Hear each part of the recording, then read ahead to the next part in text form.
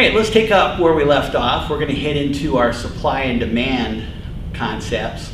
But before we do that, let's remind ourselves what we've already learned. Up on the top right here, you've got what economics is. Study of people making choices in a scarcity. Why do we study economics? Remember, this is a key thing because, hey, we're all here in this classroom. We're studying economics because we want to efficiently use the resources that we have, this economic problem. We'll get there in a little bit. And then lastly is the goal of economics. The goal of economics being to go ahead and make sure the entire country increases its standard of living. Now remember, that doesn't mean every person, because people are involved in this and we all make different decisions. But the country as a whole, the environment is there for us to go ahead and increase our standard of living if we make the right decisions. So, how we make choices, we looked at that. Making assumptions to simplify, rational self-interest, informed decisions, habits and models, exploring the relationships, ceteris paribus, asking the what if, cost-benefit analysis, graphing what we think, positive normative economics.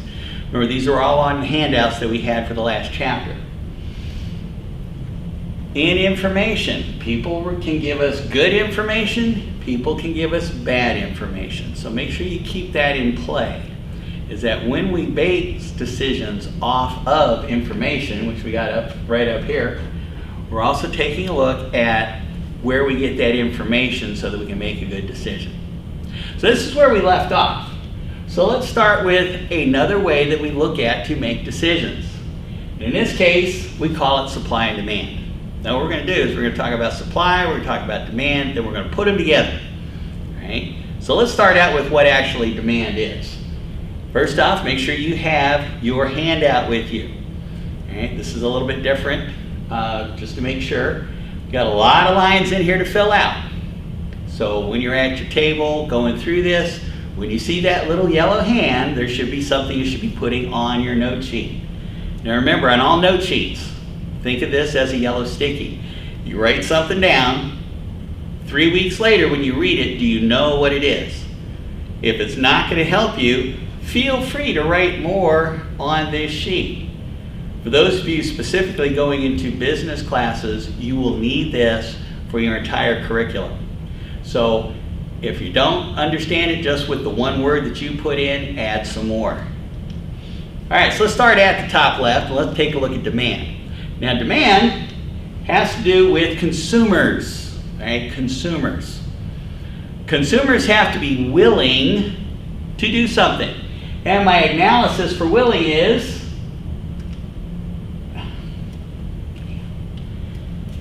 have to be willing to do something. So what is the actual definition of willing? This is where we have that we get into that problem. Here's our unlimited wants.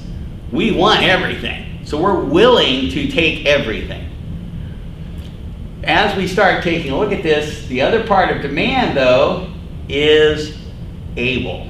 In this particular case, consumers have to be able to get something. So here's the example. Let's say I went ahead and had a whole bunch of keys to some Ferraris out in the parking lot. And I said, who wants one? Okay. No strings attached. I just go here, here's the keys. Everybody goes, yeah, I want one. That's the willing part. Now I say each one costs $500,000. That's where we start taking a look in our wallet and going, are we able to do this or not? Okay? So willing and able. We need to be able to trade something that someone wants that is enough for them to give us the Ferrari in this example, and we will part with that so that we can get the Ferrari. So it's a relationship, it's a trade. Okay? Now, this is what we call the view of the consumer. Right? The consumer. The person that's actually buying stuff. So, the other part, we go ahead and write these down now. It says, each of a series of possible prices during a specific period. We will get to this part later, but it just kind of has to be on the sheet right here, but we'll get there. So, law of demand. Here's where we start taking a look at things. Now, think of you taking your wallet, going into Walmart, and you're going, wow, my favorite thing is on sale. If it's your favorite thing, are you going to buy more of it or less of it? Okay? Most of us, we're going to buy more. So that's where the law of demand comes in. Meaning that as price increases, we're not as willing to take as much money out of our wallet to get that stuff. But if price decreases, oh yeah, we're willing to pull out less money to get stuff that we need to get. All of a sudden, the price of groceries drops 50%. Hey, we're going to go ahead and eat in a lot because we're going to go ahead and start buying the cheaper food from the supermarket so that we can eat in. Now here's the neat thing about that. We're eating in more because it's cheaper. All of a sudden we have all that money left over. We can eat out sometimes too. Or if all of a sudden eating out goes down 50% and the grocery store prices remain the same, maybe we're eating out a little bit more. But that's the whole thing. Price goes up, demand goes down. Price goes down, demand goes up, right? Law of demand. Now, when we start taking a look at this concept of price, we have to look at markets with this law of demand also. Because what we want to do is we want to find out how many people are willing to buy this product. Now, there are a lot of people that are willing to get cable. There are also a lot of people that no matter what price cable is, they're not willing to do it because some people just don't even like to watch TV. So what we do is we got to get rid of those that don't want it at all, that there's no willing, and then we have to get the group of willing together. And then inside that group, price controls how many are able to get it. Let's say we have a group of everybody that wants cable TV. It's priced at $100. Part of that group you're not going to be able to get. How many people make up the market? We need to find out. So this is where we take a look at it. When we get that market, we are now, everybody here is willing, but this part of the willing is actually buying the product. This part is price controls that inside that group. Now, there's a way we call that, it's called change or demand changes due to price. Who in this market group is going to buy it? It depends on price. Remember we had this group here, they're not buying, this group is. Well, if you remember when we talked about graphing, let's just take this price right here, whatever it happens to be. At this price, we come over to our curve and we drop down. This many people, or in other words, this many people here are actually going to buy the product at that price. We drop the price lower, now we head over here and drop down, we have a whole lot more, right? Now instead of just this group, we now have kind of bring this line down this way, now we've got this whole group buying. This is what we also call going along the curve, okay? We go along the curve because this is our group of willing. Now inside that group, we find who are also able to do the product. So change in quantity demanded is due to the change in price of the product you're looking for. There's another price thing later, but it doesn't have to do with the price of the actual product you were looking for. So this is going along the curve. And you notice it's up here right next to the law of demand. And there's a reason for that. We'll get into that in a second. Now, we know the willing, but sometimes the willing change, right? Our group is big and it gets small, or it can get small and it can go big. Everything else in the chapter is talking about this concept of what we're doing is we're changing the size of the demand group. So, what we're looking at, as you can see, we still have our curve here. And remember, we were going along the curve when we were changing the price of the product. Now, everything else we're going to talk about, the group is either going to get bigger, now we have more people willing to do it, or it's going to get smaller. We have less people willing to do it. So, that is what we call shifting the curve. You notice you got your little yellow hand in here. If you missed some of the yellow hands, you can go back and take a look at it and fill it back in. We call this a change in demand. So in other words, it got bigger, it got smaller. We're talking about the size of the willing. All right? Willing and able, that's going along the curve. So, you'll notice it's down here at the bottom. And there's a reason for that. Why? Because everything on this side we're going to talk about is going to be shifting that curve. So here we go. Making sure you understand, because this is one of the key things people mistake is the size of the group, the willing and able, that price controls under the law of demand, and the change in demand, which is going to increase or decrease the willing of that group. All right? That's what we call all the other determinants in the chapter. So we're going to go along the curve. If it has to do with price, we're going to shift the curve if anything else with demand happens. So here we go. Let's take a look at the rest of the determinants of demand. The first one is taste or preference. All right. Now when I was going to high school, and I'm sure every one of you also felt the same, you enjoyed going on a date Friday and Saturday night. Hey, school's over, let's go out, let's have some fun. Now, let me preference this. I grew up around San Francisco, and to go ahead and be cool, because obviously you had to be cool for all of the ladies to go ahead and say, yes, we'd love to go out with you. You had to have the right clothes to wear. Now, the right clothes back then at that time was purple flowered bell-bottom blue jeans. Yes, guys, we had to have at least 3 of those in our wardrobe.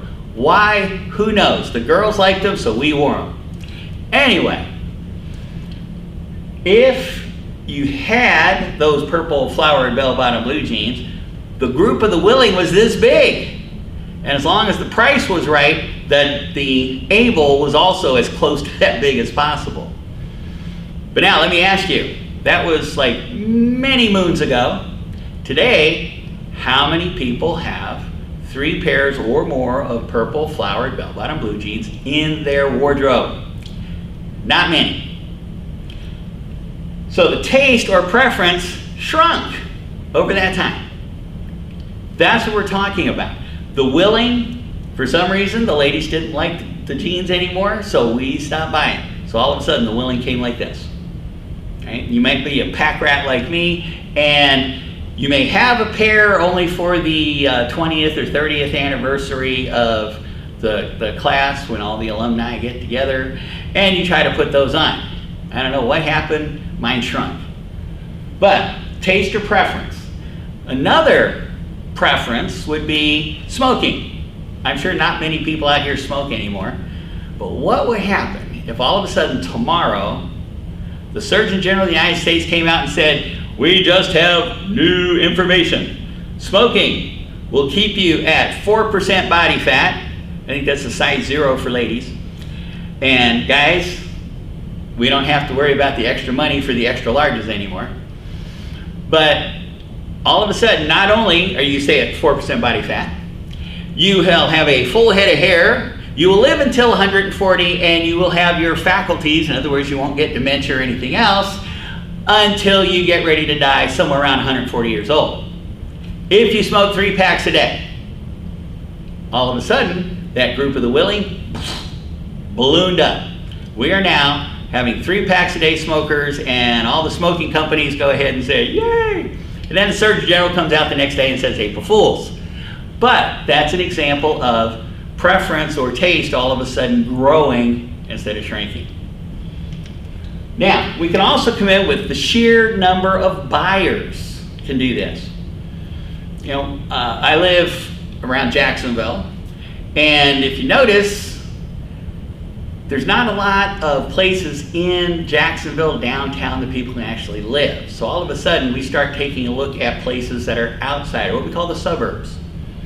So there's a suburb southeast of Jacksonville called Oakleaf. It opened up, and gosh, why did it open up? Because they could have bigger houses, better neighborhoods, but you still had access to either I-10 going into Jacksonville, or you could still try the I-95 going into Jacksonville. Either way, Oakleaf was situated, it was basically just plain grass, right? We had cattle still out there in some places. Some places we still do. But what happened is the developer came in and said, let me build some homes there. So he built the homes. All of a sudden, people started buying. The number of buyers in the area started showing up. So you're there, you're sitting, you're a business person, you go, how can I make money? You now have all of these houses with nothing else around except maybe some cows. So the first thing that pops up is a convenience store with a gas station there. Okay?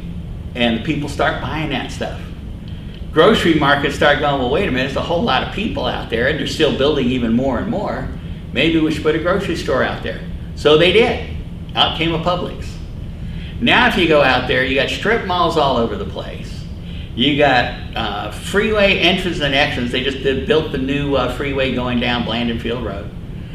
And we have all of this stuff simply because we had an increase in number of buyers. Because as people started going, wow, look at Oakleaf. They have supermarkets, they have convenience stores, they have movie theaters, they have, you know, anything you can want in a mall is out there. And it's easy to get to. It's only 20 to 30 minutes depending on traffic getting in and out of town. So you go, why go ahead and live in a small, cramped little thing when I can have my own home in a nice neighborhood and I have all the other stuff I want? So the developers build it and the people come, right? So all of a sudden, the willing increase because people don't like to live downtown. They like to live in the suburbs. That's downtown today anyway. Now the number of buyers can always also disappear. That's something that happened on the west side of Jacksonville. If you remember, we used to have a naval air station out there. And during an 8-month period, the Navy shut it down.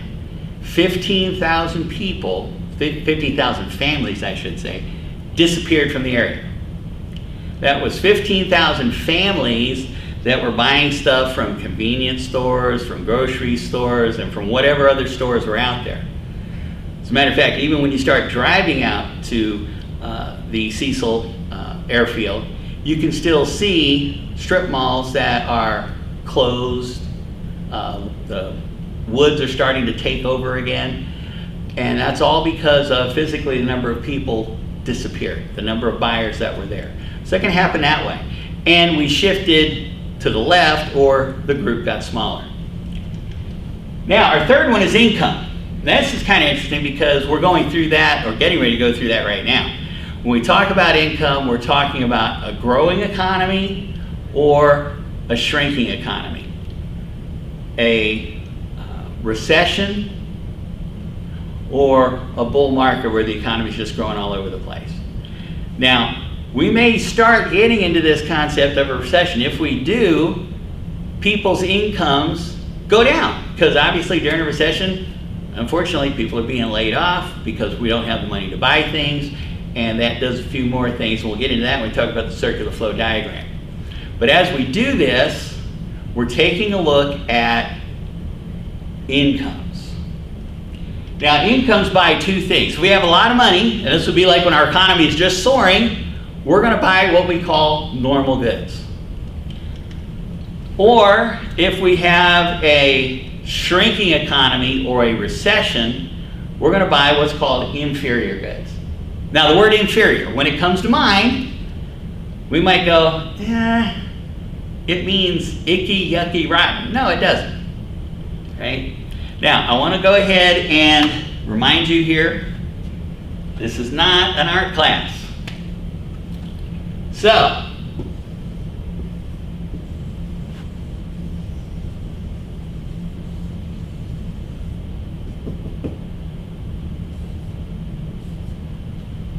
let's see, yeah.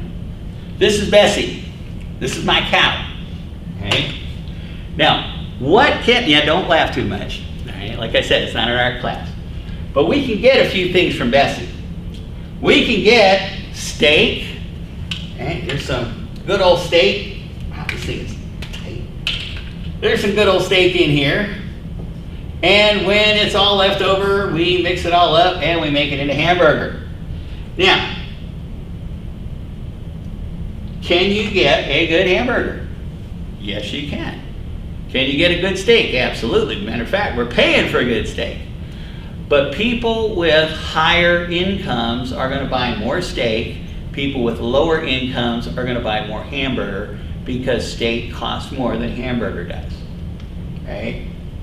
Booming economy. Lots of income, normal products. Recession, less income, inferior products. That's where you make the money. As a matter of fact, you can make money in both a recession and a growing economy. Even during the Great Depression, where we had 25% unemployment, we had millionaires jumping off the roofs because they all of a sudden became penniless within a day. Millionaires were still being made. So here's the example. You're in you run an auto shop, a dealership here in town. And if we're in a booming economy, you are selling new cars. And people are going, I got the money, yep, sign on the dotted line, let's take my dream car and go. On the other side of the coin, you can go ahead and be in a recession economy. All of a sudden, you look out on your parking lot there and the new cars aren't going anyplace. But what you're finding out is people are doing what? Are they keeping their cars or are they trading them in and buying new ones? And if they don't have the money to buy a new one, they're keeping their car. So you're scratching your head. You're an auto dealership. You got cars out there that aren't going, but you got people that are keeping their cars and trying to maintain them. So the first thing you do, no, you don't open up a service department yet. What you do is you open a parts department because they don't want to bring the car in and have somebody do it. Remember, men will go ahead and don't even follow the instructions, but try to do the mechanics on it anyway. So first we're going to buy the part and try to fix it. If you're like me and you make the problem worse, then you bring it to the dealership for the maintenance people to fix it the right way. So when we're looking at a booming economy, new cars are flying off the lot. When we're talking about a recession, we're talking about parts and maintenance. Right? Inferior goods, parts and maintenance. Normal good, the car. So that's what we're looking at. Now the fourth is what we call price of related goods and services. This would be like the difference between Coke and sweet tea. All right? Some people, oh, I just have to have sweet tea. Some people, oh, I have to have Coke. All right? So a bottle of Coke and a bottle of sweet tea, and the sweet tea costs $10 a bottle. Or in this case, we can have the McCafe, we can have Pepsi or water besides the Coke. But all of a sudden, the Coke goes up to $10 a can. All of a sudden, we're looking for something else to quench our thirst. That's what we call a substitute product. Now, for those of you in the microeconomics class, we're going to get more into this substitute thing later, so you're going to need to know this stuff. Right? You're also going to need to know the income, the inferior, and the normal, because we're going to have some math that goes ahead and shows us how that all works out. But for general economics, I mean, hey, if it's $10 a can, you will still have some people buying Coke. But the willing went from here to here for Coke, and for all these other things, it grew because these are still 50 cents a can. Yes, you can get Pepsi at Walmart for 50 cents a can in the outside machine. So that's what we call a substitute product. The price of something other than our main product changed. Okay? There's a big difference between the products. Now we can also have a complementary product. Now in our example here, let's suppose you are running a company that makes the absolute best tennis balls in the world. Now along with these tennis balls, they're not just the best, but you make them the cheapest. So they're the cheapest, they're the best, they're the one everybody should buy, and your sales are down. Demand is down. You start scratching your head. You go, why? They're the best, they're the cheapest. Everybody should be buying these.